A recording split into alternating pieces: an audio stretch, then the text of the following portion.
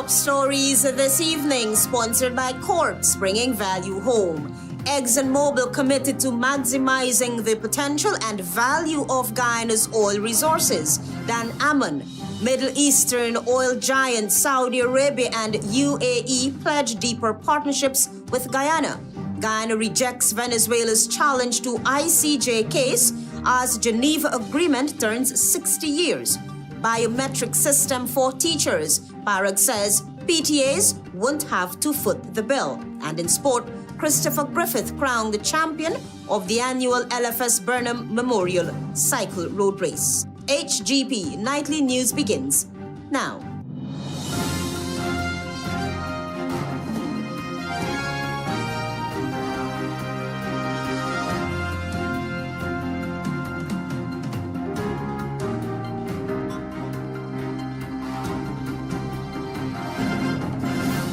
Good evening to our viewers here in Guyana and online. I'm ALETHEA Grant with the Wednesday, 18th February 2026 edition of the HGP Nightly News. We will tell you this evening that Dan AMMANN, president of EXXONMOBIL's upstream company, says his company is committed to the development of Guyana's natural gas resources. Antonio Day is on that story. We are committed to develop Guyana's gas and maximizing its value and impact for the country. And we are committed to moving as fast as the government of Guyana in doing what it takes to monetize the resource as rapidly, safely, and smartly as possible. That was Dan AMMANN, president of EXXONMOBIL Upstream Company and vice president of EXXONMOBIL Corporation during the opening of the 5th Ghana Energy Conference and Supply Chain Expo at the Ghana Marriott Hotel, Georgetown. He emphasized that the benefits of Ghana's oil industry and discovery, which extend far beyond its borders, by boosting local prosperity through job creation, infrastructure development, and government revenues. The discovery can improve living standards across the nation, he said. The creation of new jobs, expanding business opportunities, improvements in health, and real progress in education. So that's one level, transforming Guyana for the better. Furthermore, the energy produced can contribute to global markets, supporting economic growth in other regions and helping to lift communities out of poverty worldwide. The vice president of EXXONMOBIL Corporation expressed the view that Guyana can set the tone for oil and gas exploration in South America. He indicated EXXONMOBIL's commitment to responsible development, which ensures the extraction and production processes prioritize environmental stewardship and sustainability. Antonio Day reporting for the HGP Nightly News. Meanwhile, Middle Eastern energy giants Saudi Arabia and United Arab Emirates have signaled strong interest in deepening ties with Guyana. Marvin Cato reports. As the annual Energy Conference and Supply Chain Expo opened in Kingston, Georgetown, high-level representatives from the United Arab Emirates and Saudi Arabia have praised Guyana's rapid economic transformation and responsible approach to oil and gas development. They described the country as a serious and strategic global partner. Saudi Arabia's Minister of State for Foreign Affairs, Adel bin Ahmed Al-Jaber, told delegates that on every visit to Guyana, he has witnessed a nation focused on using its natural resources to uplift its people. This is his 4th visit. You have embarked on a path to take advantage of your natural resources that God has blessed you with in order to improve the standard of living of your people, and you've done it in a very rational and very systematic and a very forward-looking way. Drawing comparisons with Saudi Arabia's own transformation following oil discovery in the 1930s, Al-Jaber explained that development must prioritize infrastructure, education, and diversification. Lessons he believes align closely with Guyana's current trajectory. He made it clear that Saudi Arabia sees Guyana as a long-term partner. In this regard, he remarked that he looks forward to becoming partners to further development, broaden and deepen relationships with Guyana in all areas.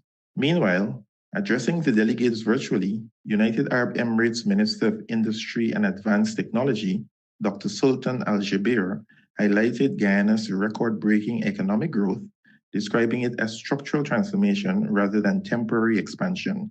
Over the past 3 years, your economy has grown by an average of 30% per year, the fastest rate anywhere in the world. That is not incremental growth. That is structural transformation. Al-Jaber stressed that true prosperity depends on collaboration, not just natural resources, pointing to the UAE's experience in building global energy partnerships across oil, gas, and renewables. Resources alone do not create prosperity. Partnerships do.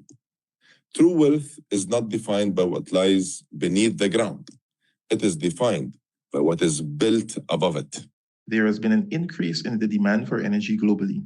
As demand continues to rise, the strong signals from two of the world's most influential oil-producing nations tells a story of Guyana's growing importance on the international energy stage. The 4-day Energy Forum brings together regional leaders, global investors, and local private sector stakeholders at a time when Guyana's production capacity and international profile continues to rise.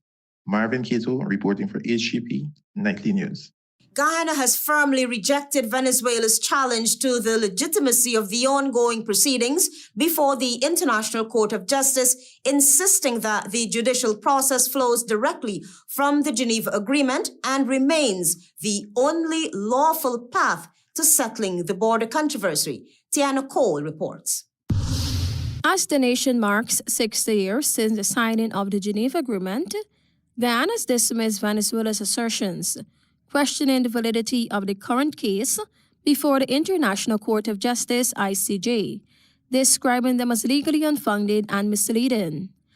Guyana maintains that the judicial proceedings are fully consistent with the Geneva Agreement, which provides a clear framework for the peaceful resolution of Venezuela's claim against the 1899 arbitral award. The government has stressed that the agreement does not nullify the award, nor does it grant Venezuela any unilateral authority over Guyana's Essequibo region.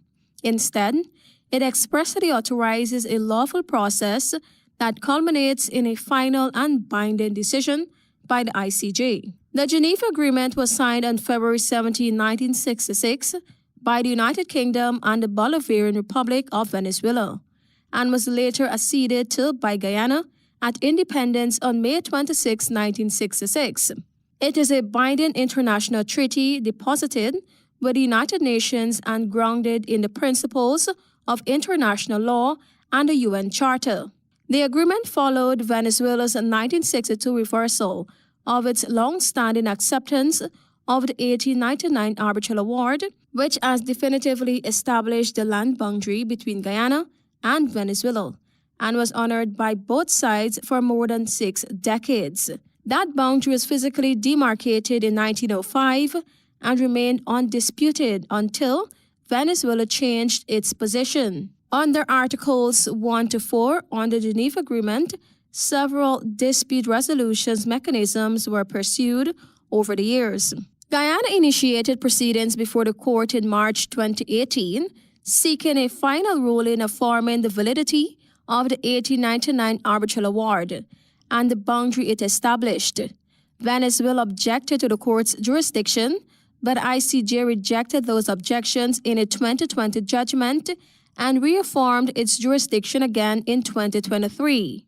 At Guyana's request, the court has also issued provisional measures to preserve the status quo and prevent actions that could aggravate the dispute.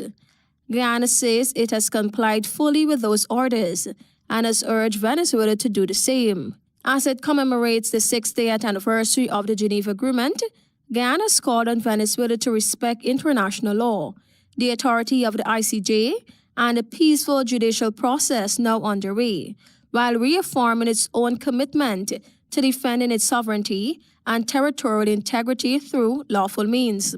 Tiana Cole reporting for the HGP Nightly News.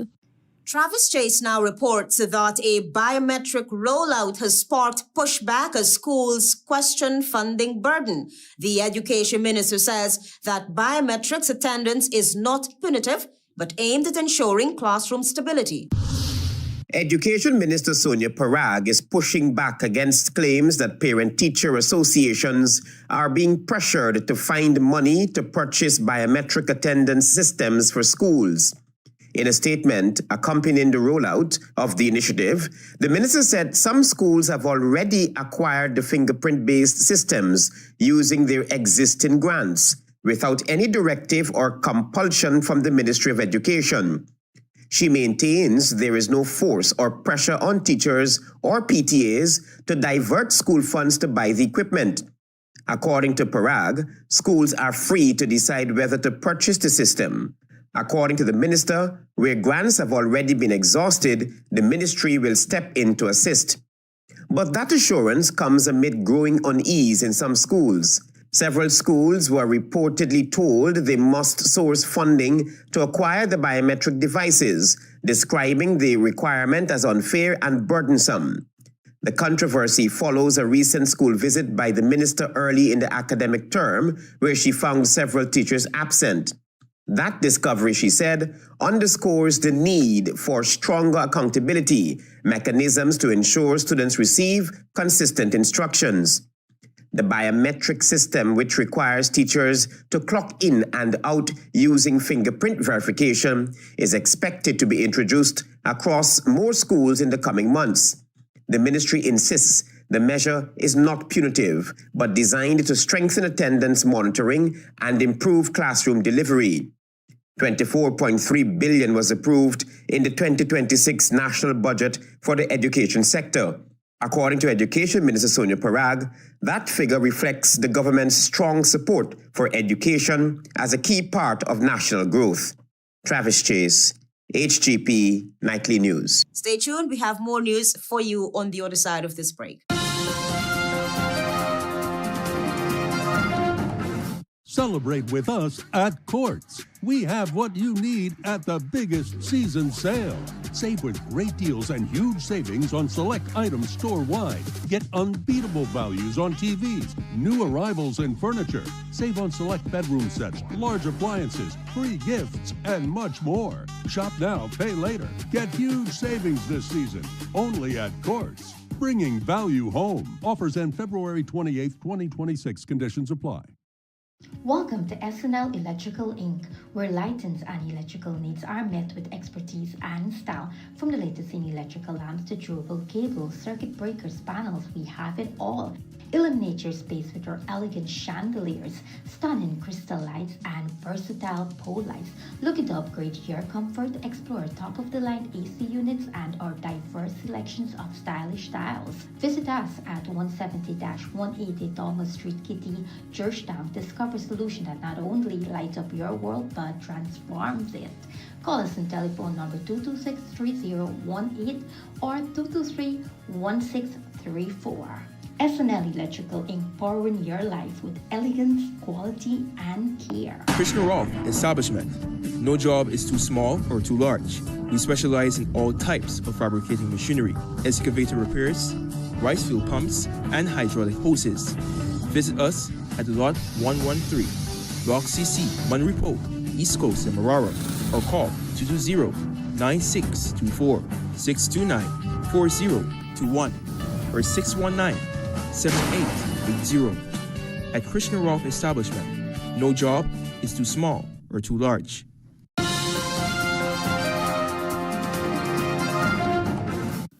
Welcome back. You with the HGP Nightly News. More motorists are facing the courts, fines, and license suspension as dangerous driving offences captured on traffic cameras continue to move through the judicial system. Find out more from Tiana Cole.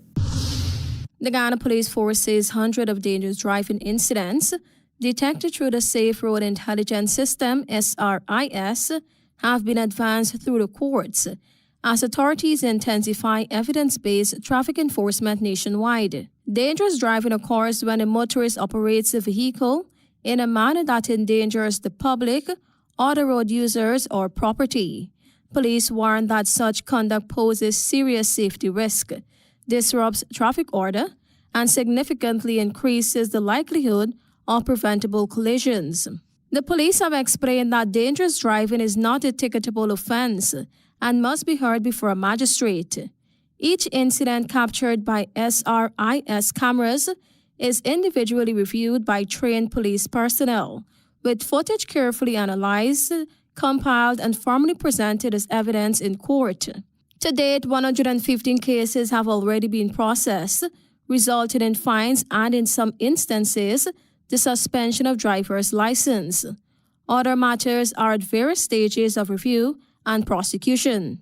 According to the Ghana Police Force, prosecutorial capacity is being strengthened to ensure faster preparation and advancement of the SRIS-related cases as camera enforcement continues to expand across the country.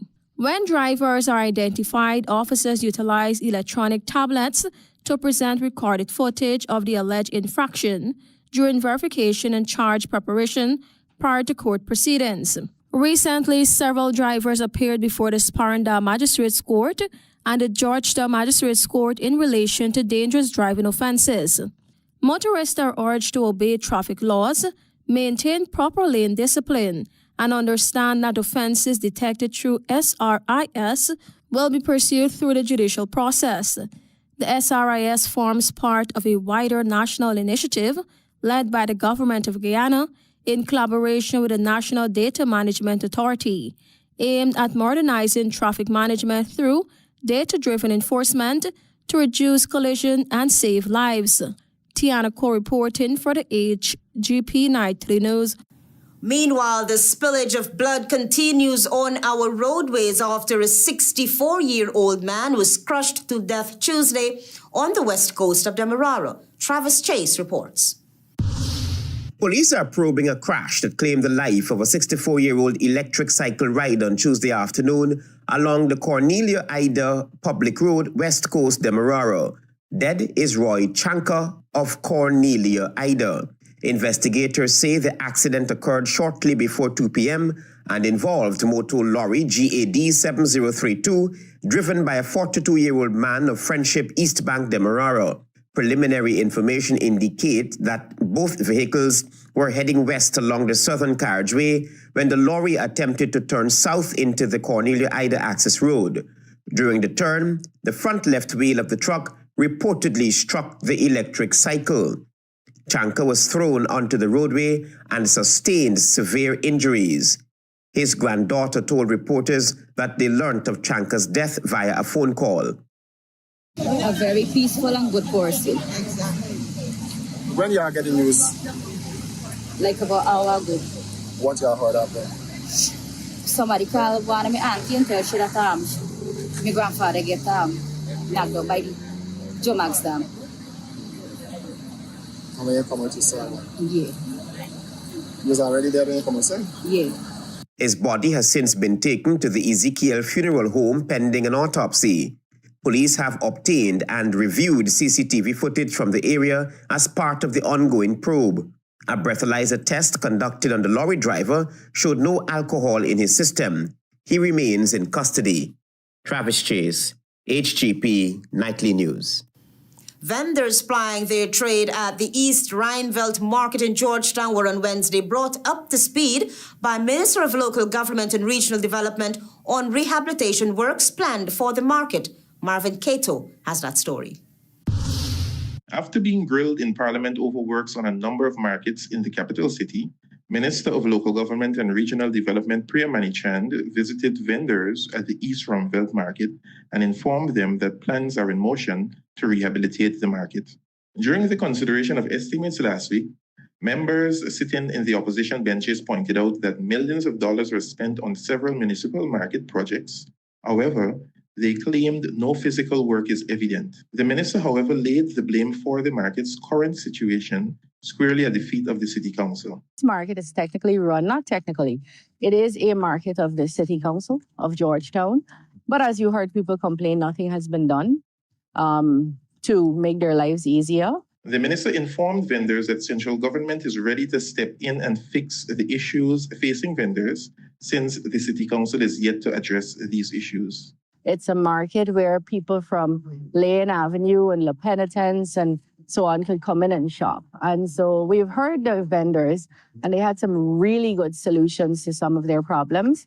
And of course, that's what we're about. She reminded that her approach is a consultative one, and she is happy that the vendors pointed out to her priority areas. And as the minister responsible, it is her duty to ensure conditions at the municipality remains conducive for economic activities.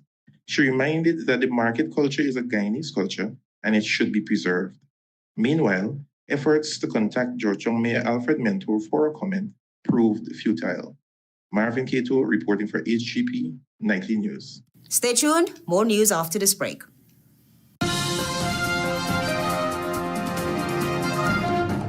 Planning a cleanup? We can help. Vaughn's Waste Management skip bins can be provided for home renovation projects, yard cleanup, or construction project. It's simple. Step 1, give us a call. Step 2, we put down the bin. Step 3, load it up with all of your junk. Step 4, we take it away. That's simple. Bins are also available in various sizes, so there is no job that is too big or too small. Call Vaughn's Waste Management today at 218-1455.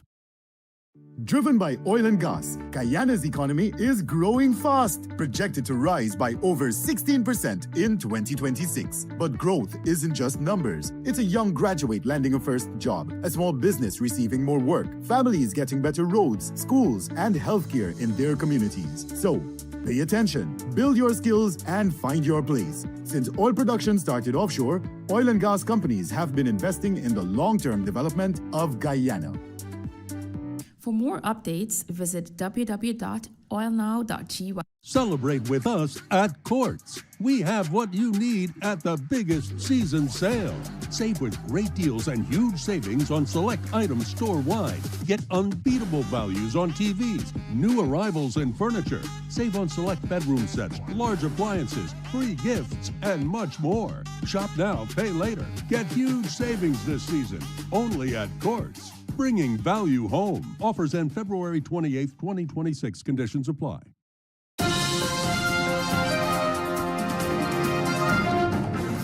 Thanks for staying with us. You're with the HGP Nightly News. The election of fraud trial continued on Wednesday with Ambassador Sesnarayan Singh returning to the witness box as further testimony and recordings played in court shed light on the disputed 2020 election results. Tiana Cole reports. Day 51 of the election fraud trial continued before Acting Chief Magistrate Faith Magusti at the Georgetown Magistrates Court, with Ambassador Sesnarayan Singh returning to the witness box to resume his testimony on events surrounding the March 2020 general and regional elections. Singh told the court that while the tabulation process was ongoing, the pace at which GCOM staff were calling out figures was too fast for party representatives to properly compare them with the statements of poll SOPs in their possession. He said objections were raised, but former District 4 returning officer Clement Mingo instructed staff to continue regardless. The witness further testified that he later went home and subsequently observed that election results had been announced. The following day, he was summoned to the Criminal Investigation Department, CID, where he surrendered his cell phone containing videos and receipts recorded at the command center and provided a formal statement. The content taken from Singh's phone was later shown in court. The matter is expected to continue on Thursday. Several individuals are currently before the court in connection with the March 2020 elections. Those charged include Clement Mingo, former Chief Election Officer Keith Lowenfield, and former Deputy Chief Election Officer Roxanne Myers. Also charged are former PNCR Chairperson Valda Lawrence, PNCR activist Carl Smith Joseph, along with GCOM staff members Sheffreen Fabry, Enrique Livan, Mitchell Miller, and Dennis Bob Cummins. The charges arise from investigations into alleged attempts to manipulate the results of the March 2020 elections. In total, the defendants face 19 conspiracy-related charges.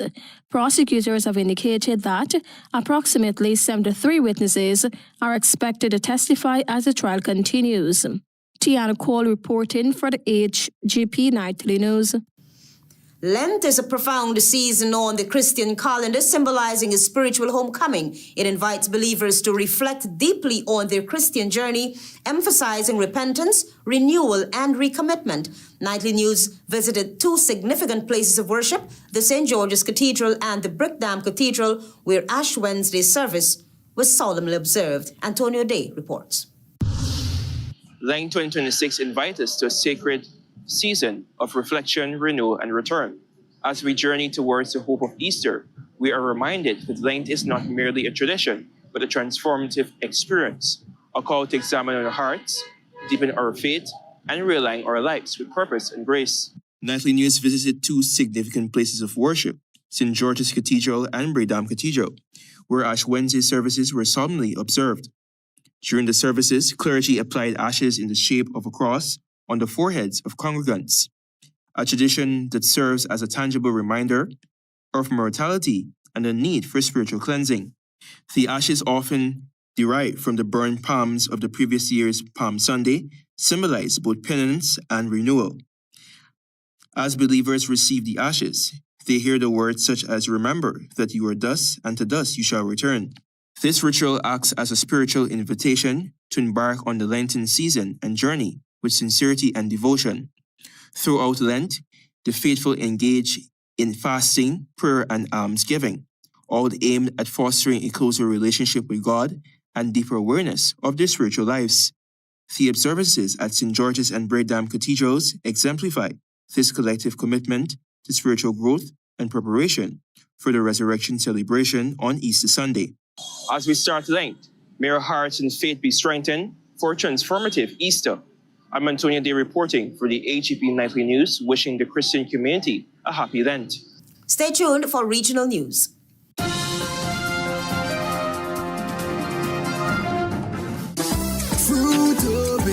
Fruitopia, it's a drink that's hype. Citrus punch, fruit punch, tastes nice. Guava, pineapple, that give me a vibe. We don't want nothing less compared to the rest. Fruitopia the best. Quench any thirst when it comes to the test. Perfect thing for my lunch. Flavors like a punch. Fruitopia, it's a drink that's hype. Citrus punch, fruit punch, tastes nice. Fruitopia, the drink that rocks your lunchtime. Interested in honoring or paying tribute to a loved one, or just making a loved one feel special? HGP TV offers you all that and more. Air your birthday greetings, death announcements, and wedding anniversaries on HGP TV today. HGP TV offers affordable prices, convenience, and great services. Call us on 220-3660 or email us at sales@hgptv.com.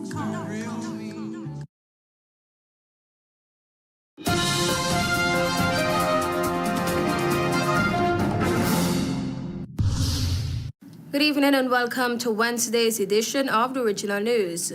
Jamaica is renegotiating its long-running medical cooperation program with Cuba amid renewed pressure from the United States.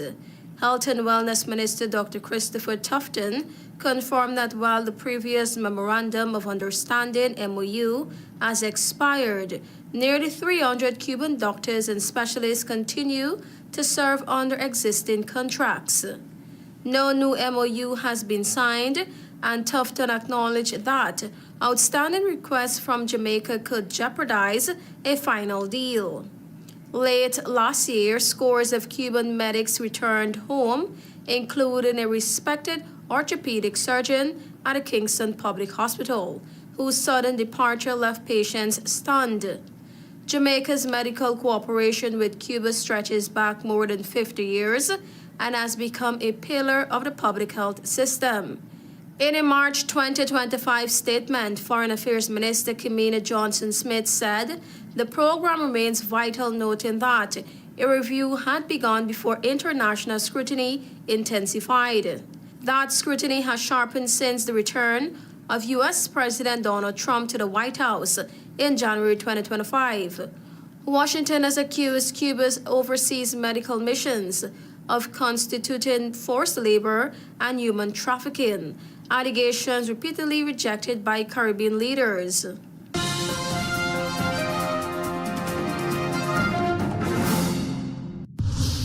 Former Mayaro MP Rushton Purry has accused the current administration of applying double standards on freedom of speech, arguing that the government's recent action mirror complaints once made by the opposition when it sat on the other side of Parliament. In a detailed public statement, Purry said his review of political developments between February 16, 2016 and February 16, 2026 identified at least 6 instances in which the then opposition accused the government of restricting or manipulating political speech and media access.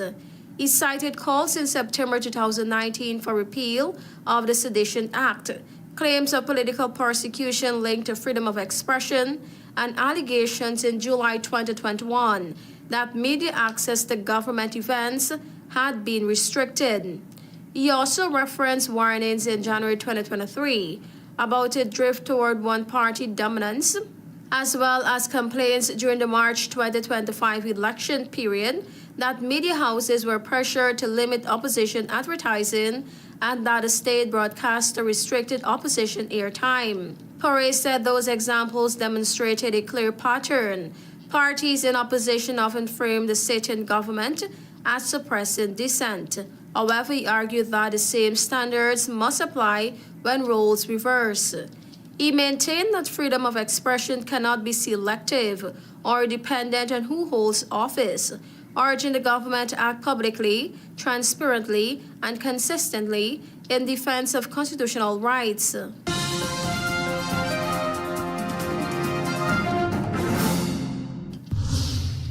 Warning that some children are being locked out of a second chances, State Minister in the Ministry of Justice Marissa Dalrymple Philibert is urging our fellow legislator to use the review of the Child Diversion Act to close what she described as a troubling gap that excludes youngsters charged under the new Firearms Act.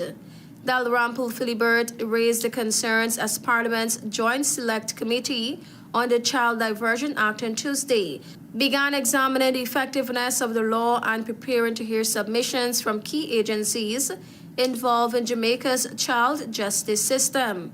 She noted that while the diversion program has proven to be a valuable intervention, its current scope leaves some vulnerable children without access to its protections. Dalrymple Philibert told the committee that while the program is good, one of her greatest concerns that it doesn't help children who fall afoul of the law under the new Firearms Licensing Act, and it is particularly distressing. She underscored the human impact of the gap, recounting the case of a young child whose future could be shaped by a single mistake. She further argued that Jamaica's broader justice reform, including moves to expunge adults' criminal records, should also extend similar opportunities for rehabilitation to children, particularly those influenced by difficult social environments. Thank you for watching. I am Tiana Cole.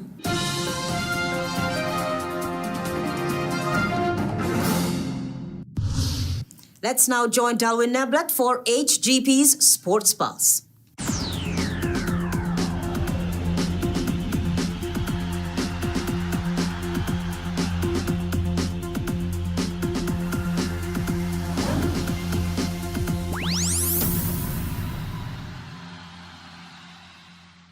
Good evening, Guyana. I'm Darwin Neblet with your HGP TV Sports Pulse for today, Wednesday, February 18, 2026. We begin tonight with athletics. The Athletics Association of Guyana, in collaboration with the Christianberg Wisma Secondary School Track Club and the Upper Demerara Track Club, hosted the second 2026 GRIFFITH Games trials at the Bayrock National Stadium in Linden on Saturday. Both Onesi Dunn and Gordon Thompson officially secured qualification in the boys under 2100 meters after delivering blistering times of 10.32 and 10.38 seconds, respectively. Tashawn Easton and Caden Prasad, with times of 46.42 and 47.28 seconds, respectively, were also able to officially secure qualification for the 2026 GRIFFITH Games in the boys under 400 meters. Moving into cycling, action took place in the annual Lyndon Forbes Sampson Burnham Memorial Cycle Road Race on Sunday. Christopher Griffith emerged as overall champion after a strategic race where he timed his attack to perfection. Stephen Mangrove finished in second, followed by Alexis Mendes and Horace Burrows. Defending champion Brighton John finished in fifth place. In the 35-plus category, Ralph Williams secured victory over Sagan Hubbard as Alex Newton secured victory in the junior category ahead of Alexander Leung. In the Masters 50-plus category, Raymond Newton emerged as champion over James Jolin Joseph and Junior Niles. Kwame Fortune secured victory in the Category 4 division ahead of Quincy Punch and Collis Williams, as Marcus Kyler, Alexis Mendes, and Stephen Mangrove were the recipients of sprint prizes. Moving into basketball, Guyana's senior men's basketball team are set to host Grenada in a 3-game series from March 6 to 8 at the Cliff Anderson Sports Hall in Georgetown. As part of preparations for regional competition, the series follows Guyana's recent Nations Cup campaign in Suriname, where they finished second. The Ghana Basketball Federation's President Michael Singh insists that regular regional competition is vital for team growth, chemistry, and execution. The March series will serve as an important test as Guyana pushes for stronger regional competitiveness. Moving into football, action took place in the 2026 MODEC Tertiary Football Tournament with 2 fixtures on Sunday and 3 fixtures on Tuesday. On Sunday, the University of Ghana delivered a thrashing 18-0 victory over the Ghana Industrial Training Center, while the Government Technical Institute secured a 5-1 victory over the Texila American University. On Tuesday, the Essequibo Technical Institute secured a hard-fought 5-3 victory over the Lenore Technical and Vocational Training Center, while the University of Guyana Tain Campus and the Upper Quarantine Industrial Training Center played to an exciting 2-2 draw. The final match on Tuesday was a 3-1 victory for the Port Moran Technical Institute over the New Amsterdam Technical Institute. Finally, in cricket, action took place in the Ghana Cricket Board's 2026 Under-16 50 Overs Inter-County Tournament with 2 fixtures on Tuesday. At the LBI Community Centre ground, Demerara secured a comprehensive 252-run victory over the Ghana Cricket Board Select 11 on the back of a masterful 151 retired from the captain Lomar Sicharan. Nathan Bishop added a brilliant 67 as Demerara reached 358 for 8 of their allotment of 50 overs. Shakir Ramesh was the pick of the bowlers for the Select 11, taking 2 for 57.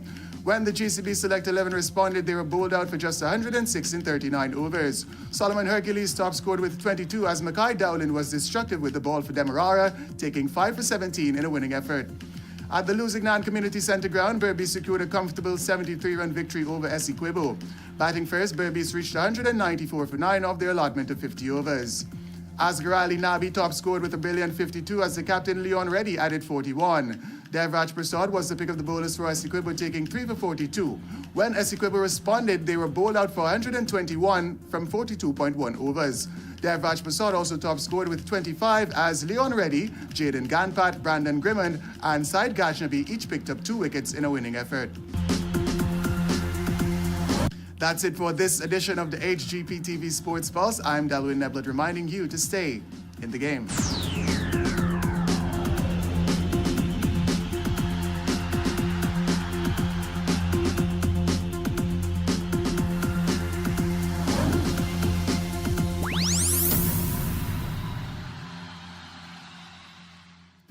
EXXONMOBIL committed to maximizing the potential and value of Guyana's oil resources. Then AMMANN, Middle Eastern oil giant Saudi Arabia and UAE pledged deeper partnerships with Guyana. Guyana rejects Venezuela's challenge to ICJ case as Geneva Agreement turns 60 years. Biometric system for teachers. PARAG says PTA won't have to foot the bill. And in sport, Christopher Griffith crowned the champion of the annual L.F.S. Burnham Memorial Cycle Road Race. Those are our major headlines. For these stories and more, please go to our website. It's www.hgptv.com. I'm ALETHEA Grant. Thanks for watching.